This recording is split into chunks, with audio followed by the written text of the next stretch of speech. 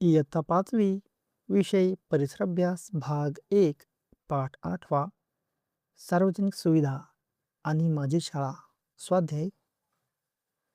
प्रश्न पहिला आहे, रिकाम्या जागी योग्य शब्द भरा. अ. सुविधांचा वापर आपण जबाबदारीने केला पाहिजे. आ. आपली शाळा म्हणजे आपले घराबाहेरचे जग असते. ई. शाळेच्या जडणघडणीत समाजाचा वाटा असतो.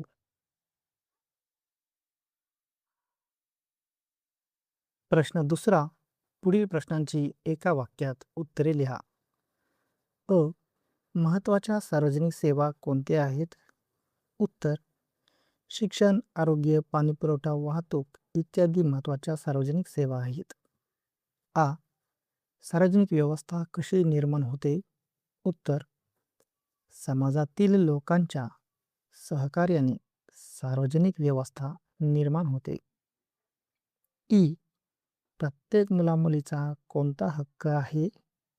उत्तर: प्रत्येक मुलामुलीचा शिक्षणाचा हक्क आहे. प्रश्न तिसरा आहे, पुढील प्रश्नांची 2 ते 3 वाक्यात उत्तरे लिहा. अ. आपण कोणकोणत्या सार्वजनिक सुविधांचा उपयोग करतो?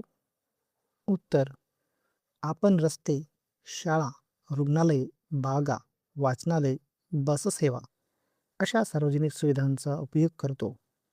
या सुविधा सर्व नागरिकांसाठी उपलब्ध असतात. आ. शाळेत शिक्षक, पालक आणि माता पालक संघ का असावेत? उत्तर: विद्यार्थ्यांच्या प्रगतीसाठी शिक्षक आणि पालक यांच्यात समन्वय असणे आवश्यक असते. यासाठी शिक्षक, पालक आणि माता पालक संघ उपयुक्त ठरतात. प्रश्न चौथा, काय होईल ते लिहा. अ. मुलामुलींना शिक्षणाचा समान हक्क दिला नाही तर? उत्तर: समाजात असमानता वाढेल आणि अनेक मुले शिक्षणापासून वंचित राहतील. आ. समाजाने शाळेला मदत केली नाही तर? उत्तर: शाळेचा विकास होणार नाही आणि विद्यार्थ्यांना आवश्यक सुविधा मिळणार नाहीत. ई. सार्वजनिक सेवांचा जबाबदारीने वापर केला तर?